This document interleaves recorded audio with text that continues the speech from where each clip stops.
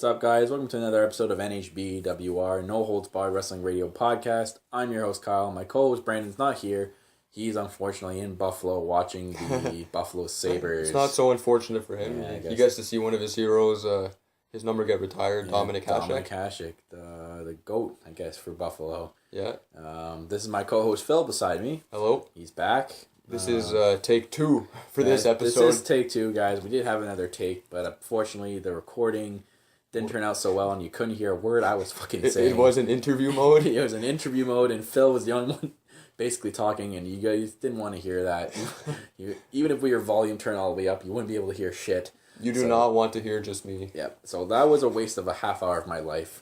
Okay, we're going to do this again. I'm not going to try my best not to do it in short form, so let's just jump into the first topic. Alright, first topic. Main event possibly leaked for Fastlane pay-per-view has been leaked online. And it's saying that it's John Cena and Roman Reigns against Big Show and Seth Rollins. Why is there a tag team for a main event for a pay-per-view? Why? Haven't seen this in a while, that's all I have to say. Yeah, this is useless for a pay-per-view. I mean, come on, you can do better than that than a tag team match. Whether we don't even know if they're not even advertising if the WWE title is going to be there.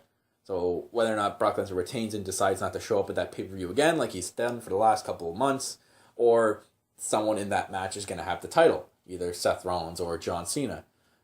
Who knows? But still, you can't have a tag team match for a main event. You're just ruining a go home pay-per-view for WrestleMania. This used to be like relevant when it used to be No Way Out. It'd be the Hell in a Cell match, or when it was Elimination Chamber, which obviously would be the Elimination Chamber. So there's a lot of hype behind it. How do you hype Fastlane with a tag team match?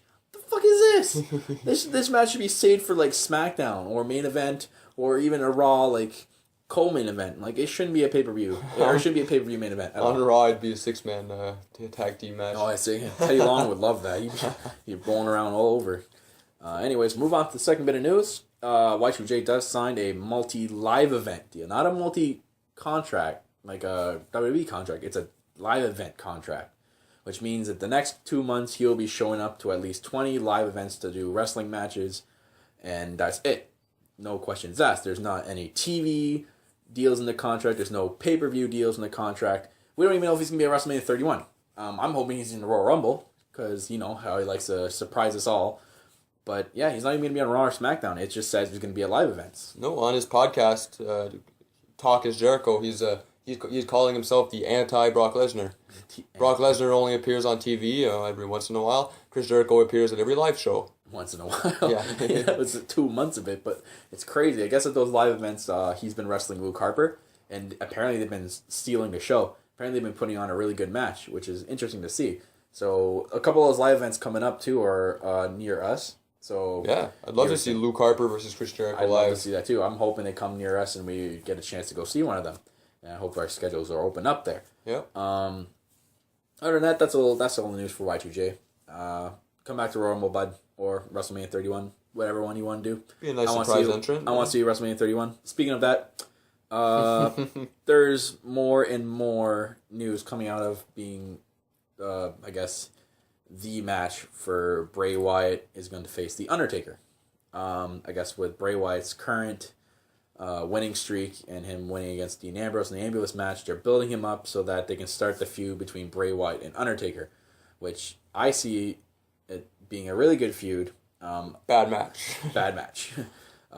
Taker is not the same guy he used to wrestle like back when he wrestled Shawn Michaels, and even farther back when like he was in a physical role with like Brock Lesnar all the time. A different 6 years make. Like that was in 2009. Yeah, great matches with Shawn Michaels, and then and Taker's just it's caught up to him. He's getting old. It's all the bumps are catching up to him.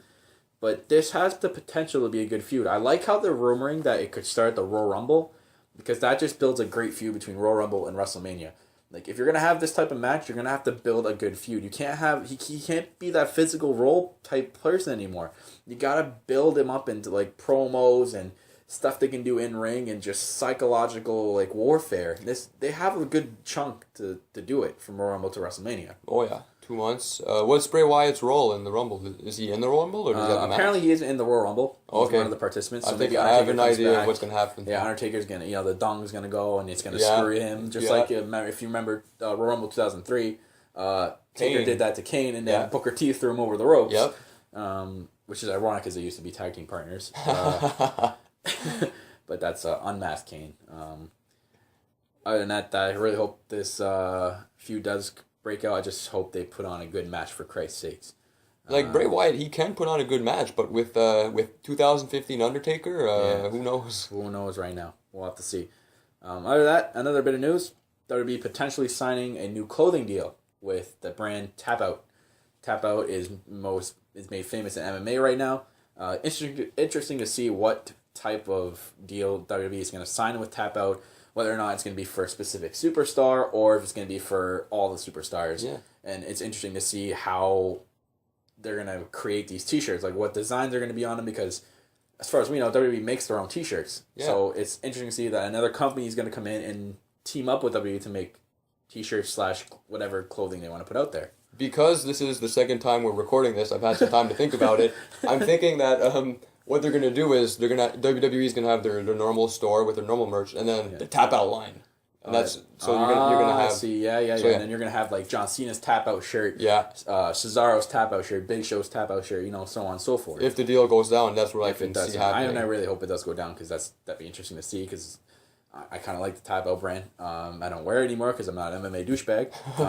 But but I know I'm getting a lot of hate for that. But I hope WWE, and it's just weird how I say that. I hope WWE signs with them. But it's interesting to see another company coming in and WWE's not just going with their own clothing brand. Yeah, WWE usually only does their own thing, so seeing them interact with other brands and companies is always pretty awesome to see. See, Take-Two has gotten us thinking about what we're going to say. Yep.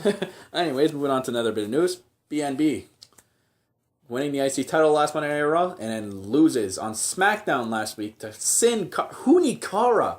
How the fuck do you lose to Cara after winning the IC title? Clean, I must say. He lost clean. There was no interference. There was no botch.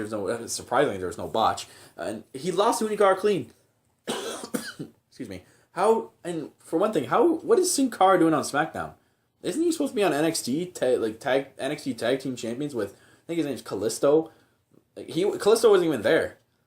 Yeah, Sin Cara's just there by himself. It's just weird how Sin Cara showed up to SmackDown all of a sudden and beats Wade Barrett. Because some superstars do go back and forth, right? NXT, SmackDown. Yeah, the last one was Tyson Kidd last time, but now he's permanently on Raw doing the whole Cesaro, Tyson Kidd, Swiss Beats, as I like to name their tag team kind of thing. But I guess it's just, I find it weird how Sin Cara just showed up out of nowhere and just beat Wade Barrett clean, which is weird. I know, it's really weird because Barrett, before he got injured, was really dominant. He was the IC champion. Yep. He was over with his bad news gimmick, the podium. He was elbowing people left and right and winning matches. But now he comes back. He wins the title after beating down Ziggler, they're making him look like really, really strong lately. And then he loses to Sin Cara on SmackDown. I don't know what's going on with Barrett. Yeah, I guess he has to build his way back up after getting injured or something. You really fucked up on that one. You really, you just messed up. I mean, I don't understand if Sin Cara's going to take that back to NXT and they're going to do some kind of hype thing on NXT. He's like, oh yeah, he beat the IC champion on SmackDown. And maybe. All this stuff. I don't know. We'll have to see. But that's that. On to Monday Night Raw. The ending segment, Phil, as I filled you in twice now. Remind me again. It was a great ending. We had the contract signing for the WWE World Heavyweight Championship Triple Threat match at Royal Rumble. We had Brock Lesnar and Paul E. And we had another corner. We had John Cena. Did they each have their own tables? Or? No, there was just one single table, and then Brock Lesnar behind one, John Cena in the corner by himself, and then Seth Rollins with the Authority behind him in the other corner. Was it the new fancy contract table? Or was it just... It's a normal table with a big black linen over top. Oh. It wasn't anything special. Okay. They had to do some cuts, remember? They had to cut that. It's too expensive. Oh, okay. Anyways, John Cena, Seth Rollins, and Brock Lesnar are all bickering at each other, all saying their piece, and John Cena saying that they're going to kick the crap out of Seth Rollins, and it's just going to be Brock Lesnar and John Cena because Seth Rollins doesn't count, and then Seth Rollins giving his 2 cents, and then Brock Lesnar actually talking. Brock Lesnar actually talked and giving his 2 cents, and they started kicking the crap out of each other. We saw an F5, we saw John Cena F Brock Lesnar through the table. Yeah, that never happens. And then all of a sudden, Seth Rollins comes in and kicks the shit out of both of them. Brock Lesnar and John Cena. And curb stomps them both. And that's just something weird to see. Seth Rollins curb stomping Brock Lesnar. It was insane how big they made him look. It seems like Lesnar and Cena are underestimating Rollins, and Rollins is he's capitalizing on that. This is good what they're doing, because if they do this, it's building up more hype for their triple threat match, so it doesn't look like it's just going to be squashing one opponent and having 2 wrestlers wrestle. It looks like they're all 3 evenly matched, and it's just going to be a great triple threat, which is good, because since they're making that title match the main event of Royal Rumble, which I don't get, because shouldn't the Royal Rumble be the main event of Royal Rumble pay-per-view? Which is not again. It's the co-main event now. Royal Rumble is going to be the co-main event, and now they're doing the title match as the main event. Yeah, like on special occasions, they'll give a world title match to after the Royal Rumble match itself, like CM Punk versus The Rock, or John Cena versus was it Mark Henry that one year? But it's the last 3 years they've done the Royal Rumble a co-main event.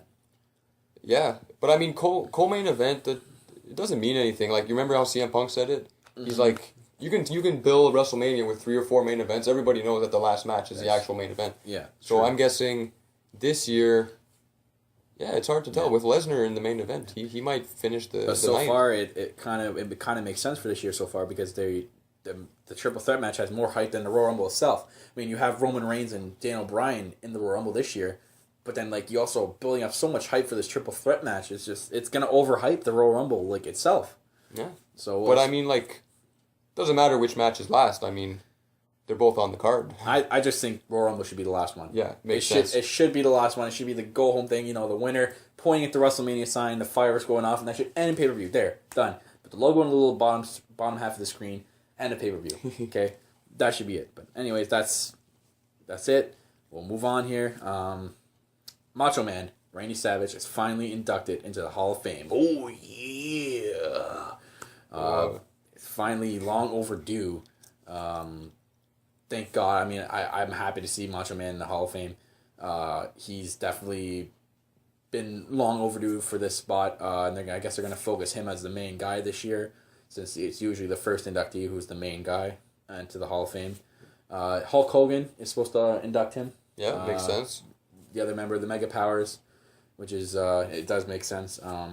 It's good. I like to see Macho Man in the Hall of Fame, and I love what they did on Raw with all the promos and the superstars doing their best Macho Man impressions. Yeah, sort of thing. Oh yeah, I guess I have to do it. Yeah, I'm not so good. It's okay. There was a lot of bad ones. The funniest part was when Kane went to go do it and he just shook his head. Yeah, I caught that. Yeah. But yeah, I mean, admittedly, Randy Savage was before my time, but I mean, I've seen a few of his matches, and for all I know, he's a legend from what I hear, and jeez, I'm having deja vu for some reason. I feel like you've said this before. Yeah, some of the things are new that I'm saying. Some of them I'm trying to rehash. And here's something I've already said. Christian, I believe, should be in the Hall of Fame this year, or at least next year, because he's done from in-ring action. I guess he's had too many concussions, and we've heard from a couple of commentators saying that they're retired Christian. So he's done, and I'm hoping he's in the Hall of Fame just from what he's done. With the tag team with Edge all these years. They've won 7 titles, all the TLC matches he's done, and all the world titles he's won, every title he's won. Christian deserves that Hall of Fame spot. He's definitely earned that prestige and deserves a Hall of Fame ring. Absolutely. I mean, if Coco Beware can be in the Hall of Fame, then Christian can be in the Hall of Fame. If Mike Tyson and Mr. T could be in the Hall of Fame, I know it's under the celebrity wing. If they can be in the Hall of Fame, then Christian can be in the Hall of Fame. Absolutely. God, I rewatched Mike Tyson's speech. That was the funniest thing I've ever seen. It looked like he was drunk. He probably was, because it's Mike Tyson. He can do whatever the fuck he wants. But good for them. I hope Christian gets in the Hall of Fame, and good for Macho Man. Moving on to some other news. I guess it's wrestling news. It's not really WWE news. TNA did attempt to sign Alberto Del Rio and Edge. Typical TNA. Yep. Trying to sign him for a new authority figure, I guess. I guess they tried to give the contract to ADR, and he said, fuck that. I don't like the money. I'm going to AAA, and what he did there. He did a couple of matches there, I guess, and now he's on to Ring of Honor. They got offered the contract to Edge a week after he was on Raw, and I guess they didn't talk money. He just simply said that, no, you're a dying breed, which they are, because they're a shit company, and what they've done with the company is just terrible, as we're going to talk about it again, that TNA is a dying breed because what they do, Phil. They rely on stars from other companies. Well, the biggest company, WWE. Exactly. TNA used to be good back in the day when they used to build their stars properly. Back when it was like they had the two tunnels, they had like 80% of their wrestlers that were superstars that they were building in TNA, not people they've grabbed from WWE after they've left WWE. That's what it is now. Hulk Hogan comes in and just fucked everything up. AJ Styles used to be the main guy. They gave him the title and then they make him lose to Rob Van Dam in like 30 seconds. What the fuck is that? Yeah. How do you don't wonder why your company's shit? And look what AJ Styles is doing now. He's in New Japan and he's part of the Bullet Club, doing better things than he would have done in TNA. Yeah. I mean, they were relying on homegrown talent such as Abyss, AJ Styles, Christopher Daniels, Samoa Joe. Like, they had a sick roster. I loved watching TNA. Now it's just shit. It's all like 80% former WWE people, and it's going to shit. It's terrible. They're on this stupid network called Destination America, which is like a product of Discovery. And I don't even know how that ties into wrestling at all. And they're trying to build this wrestling network, which is stupid as hell. And they're just going to die. It's going to take a year or two, but I see TNA folding, and they're going to be done, and they're going to have all these former WWE people going, oh, maybe you should go back to WWE. WWE's going to be like, hi, no, you guys fucking shit the bed on that one. You're not coming back. You're too old, and you can't do this, and you can't do that. Screw off. Go, whatever, Ring of Honor, whatever the hell you want to do. Part-time contracts, everyone. Oh, yeah, or flat out retired. They'll probably nick and pick, like, superstars they want and stuff they can do with people, but other than that, then that's just pretty much it. TNA just, it's funny bit of news. It's funny how they try to grab former WWE people that said, no, your company's shit. And it's true. Anyways, on to some other stuff. What I had today was a funny, or pretty interesting phone call. I called the WWE Network today because I was curious to see when it was going to be on demand, the network, up here in Canada, for all of us that can't get Rogers or this Eastlink crap, whatever the fuck they want to call it. I guess only 200,000 people in Canada can get Rogers or Eastlink, and the rest of us are all screwed. We can't get anything. We can't view the network at all. And for people to get it on Rogers, they can't get it on demand. It's on TV, and they put on whatever they want, and you have to watch it. You can't scroll through anything. So I called them today and asked them, is there any updates on when or if the on-demand service for the network is going to be in Canada for everyone. They simply said, we're working on it. What the fuck does that mean, we're working on it? That's bullshit. You've been working on it for a year and you still can't do it? I mean, you just released it to the UK and Ireland. Why can't you release it up here? If you released it up here, guarantee we would make the millions and millions of dollars because everyone would subscribe to that shit. Got some hardcore fans here in Canada. Hardcore fans that they obviously don't care about. I mean, it's stupid. I mean, they just need to get their shit together and you bring it up here. I'll be the first person to get the network up here. As soon as I'd be not sleeping all night. I'd be waiting till midnight to the day of to order that shit. Oh man, it pisses me off that we have to do what we have to do to watch pay-per-views up here, and it pisses me off. And I find it stupid. It's not even on WWE.com anymore. I remember 2 years ago we ordered WrestleMania on WWE.com, and that shit the bed because it crapped out before the pay-per-view even started. But you're able to order it online. You can't do that anymore. Because every time you try to do it, it just says, you got to order a network on Rogers or it's Eastlink bullshit. And, So now what are our options here? We have to do Rogers, which most of us don't have, or through our cable provider, which is ancient technology as far as I'm concerned. Or this, whatever the hell Eastlink is. I've never heard of this Eastlink crap. This is the first time I've ever heard of Eastlink. And I guess it's this little, I don't even know what it is. I don't even want to bother researching it because I don't give a shit because we don't get it. We don't get anything up here. It's stupid. You know what? I'm pissed off. That's what grinds my gears. I tell you, that's what grinds my fucking gears. Anyways, on to a little bit of side news here. If anyone does give a shit or care, The Rock is filming G.I. Joe 3. Woo! Oh yeah, G.I. Joe 3. I was so No, I'm not looking forward to this shit. No, it's horrendous. The Rock. I can't understand how The Rock tells us that he loves this company, he loves wrestling, tells us he's not gonna leave, and he leaves and starts making billions of movies a year. And now for a fact that he's not gonna be back for a while because he has like 3 movies he's signed on to in the next couple months that he's making.